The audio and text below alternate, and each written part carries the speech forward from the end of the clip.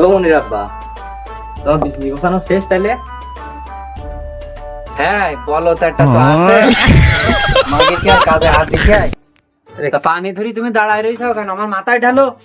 পানি মাথায় তো ওখানে তুমি খাইয়ে নাও।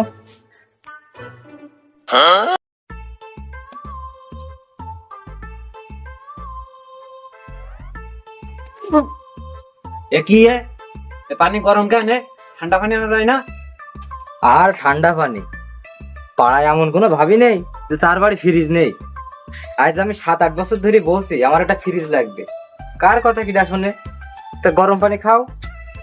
ওই নাও নাও নাও, একটু ঠান্ডা পানি খাচ্ছি। আমি যে কি ভুল করেছি রে আল্লাহ। কে আগে যখন ফ্রিজ ছিল না, মানুষ ঠান্ডা পানি খাইতো না?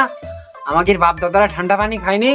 কলটা ওই সামনে একটু কল চাপলি পরে গিয়ে আপনার ঠান্ডা পানি উঠে আসে। সারাদিন ঘরে শুই থেকে এখন কি মনির আব্বা পানি খাও, তাও গরম পানি।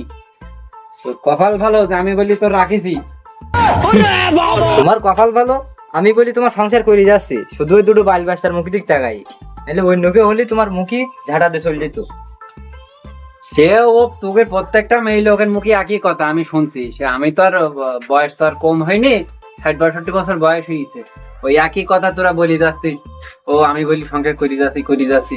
আর গিলেও তো আবার বেশি দিন থাকতে পারিস নি।